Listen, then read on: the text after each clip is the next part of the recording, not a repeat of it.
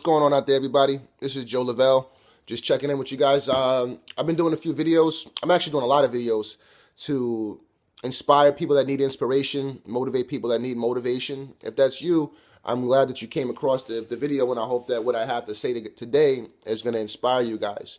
The subject I want to talk about is success, the chasing, the pursuit of it, and basically the things that you don't necessarily know that come along with it. Now, I'll tell you a little bit about my own successes in life. Right now, I'm an aspiring bodybuilder. I have my first competition 10 days from now, and then my second competition 16 days from now. The reason I consider that a success is not because I'll be on stage and I'm competing, but because of what has transpired along the way. I started off as someone that was very unathletic, someone that didn't look the part of a bodybuilder, didn't have a lot of muscle, a lot of muscle, a lot of muscle content, anything like that. I was a very skinny person. I had a belly, a gut, a little flabby in the chest. Never had anything of strength or stature to be proud of. When I started working out, I started seeing the results, which obviously fueled my inspiration and motivation to go further. And when I started seeing more results, then other people started believing in me. They started changing. They started seeing that, okay, if Joe, this guy that was skinny fat is starting to change his life and get into shape, then maybe I can too. And that's ultimately the reason why I started doing what I'm doing. Not necessarily so that I could look good, but so I can motivate those around me and change the world. The one quote that I live by, the major quote in my life that runs my entire life is, you can have anything in the world that you want if you help enough people achieve what they want. And that's by Zig Ziglar. And I bring that up because that's the meaning of success, is getting people to where they need to be so that you can get to that next level. You can't have a successful business unless you're producing a good that people are in demand of. Okay, and the same thing with yourself. You can't be a successful person unless you're giving people something of substance so that they can grow, so they can better their lives. All right. So if you're not looking to do that in your life, and that might be the main reason why success hasn't come, because you're looking at how you can make the profit, or look at how you could get the popularity or the attention for yourself without really trying to give that to someone else first, so that they can enjoy it, so that you can reap the benefits of what you sow. I want to talk about my mother. The reason why I'm so diligent in what I'm doing, why I fight so hard and almost look crazy in the pursuit of my dreams to be an actual bodybuilder, a competitive bodybuilder, is because of my mother. My mother's the only millionaire that I've ever met in my life. She's not like super rich, but the point is, at one point in her life, with the business that she owned, she obtained and earned $1 million. To me, that was the benchmark. That was the benchmark of success, because a self-made millionaire, to me, is the greatest thing in America.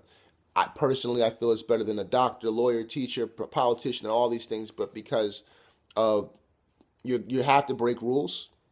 You have to go against the grain in order to achieve it. So if you would to be a self-made millionaire or a self-made success in any capacity, you have to go the opposite direction that everyone else is going. And you have to make a path for yourself. And that's a very difficult thing. So I just want to, first off, applaud you guys for taking the step to try to do that, to be a world changer, because that's not a normal human being. A normal human being goes to work 9 to 5 and doesn't think about how they affect the world around them or how the world affects them. Successful people, world changers, people like myself, people like my mother, people like you watching this video, have a different calling. And you have to understand that. You're not going to be loved. You're not going to be praised for a lot of things you do. You might see that here and there once in a while, but ultimately the one thing you're going to see is a lot of doubt. You're going to see a lot of disinterest, a lot of passive aggressive hate from people that support you, your friends, your family, things like that. And it's not that they're trying to be negative in any way. It's what they're trying to do is subconsciously and unconsciously, they're imposing their fears onto you. Okay, I'll give you an example. When I started lifting weights, they told me I was too old. I'm 29 right now. I started at 27. They told me that I was too skinny, that I wasn't an athlete in high school, so therefore I can't be an athlete now. They told me, you know, they've already been in shape. They know what it's like, and they know that I can't do that, so I might as well give up. But then 6 months later, when I put on, 15, 20 pounds of muscle, um, not literally 15 pounds of muscle, but the point I'm trying to make is I grew a lot bigger, and it was evident in my physique that what I was applying in the gym was working off, and I was working out, and I was becoming successful, and I stayed humble. Uh, Through all the insults, through all the jokes and the doubts that people threw onto me, I kept those to myself. I just, just rolled them right off my shoulder, rolled them right off my back, and continued to progress, continued to put on the size, continued to work out in the gym. As time changed, people that wanted more out of their life, that wanted to improve their life, began to gravitate towards me. My inbox and my Facebook began to blow up. My Twitter began to get direct messages. My Instagram, people used to ask me for my kick and how to get in touch with me. People pulled me to the side, all because now they saw that I went through all the ridicule. I went through all the self doubt, the self pity, the this, that, and the third, the procrastinations, and I beat that, and I got results, and I brought them back. In a bodybuilding world, you can judge a book by its cover. If you're not ripped, then you're not presentable. Me being in the best shape of my life showed other people that they can get in the best shape of their life. But the reason I did that was because, or the reason that people follow me on that aspect is because the passion that I put into it.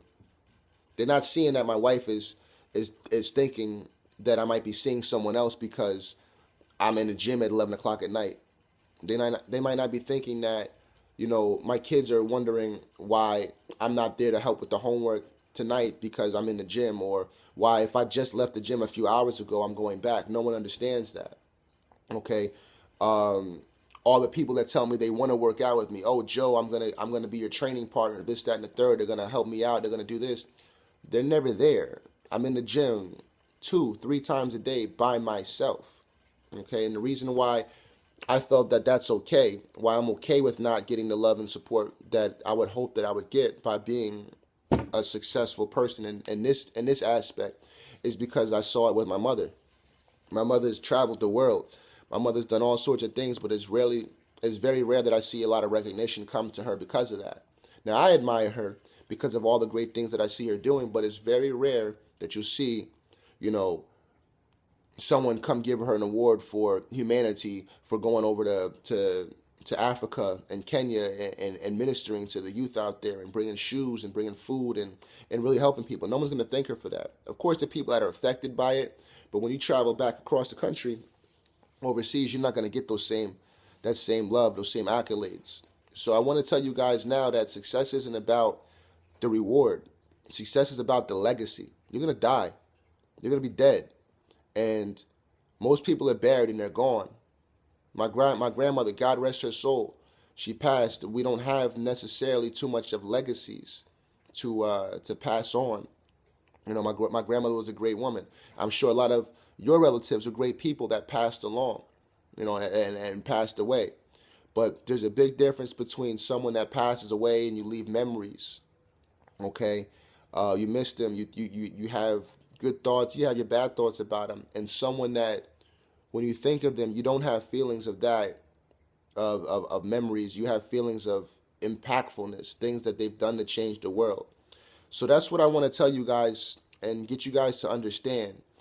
Successful people, people that strive actively, consciously for success, are not people that are necessarily living the easiest lives.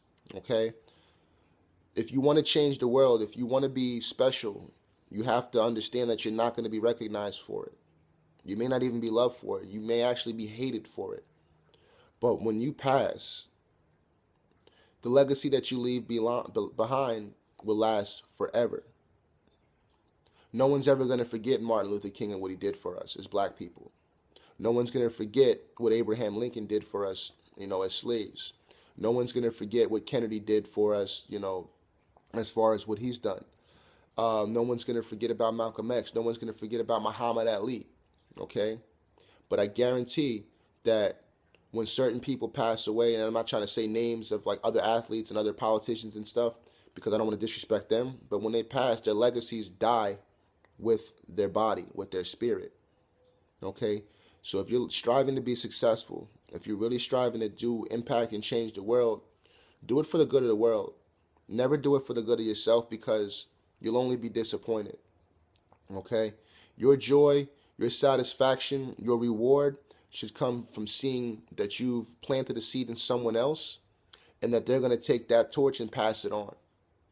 Not that they're going to turn back to you and say, thank you for all that you've done for me.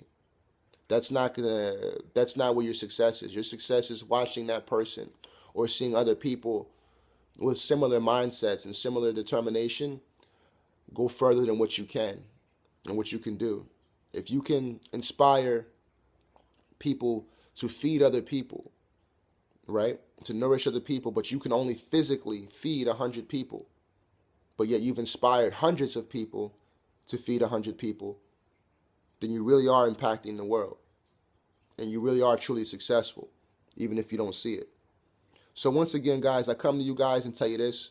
If you want to be the change that you see in the world, or you want to change the world, you got to change yourself. Okay? Successful people don't live simple lives. All right? So in the words of Kennedy, don't ask for an easier life. Ask to be a stronger man so that you can impact the world more. God bless, guys, man. And I hope to see you guys really chasing your success. This is my first of tons of videos that I'm going to put up there for you. And they'll get better.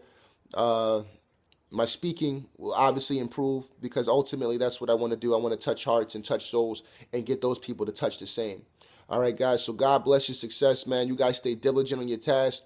Remember, don't ask for a simple life. If you want to be successful, it's going to be hard. God bless.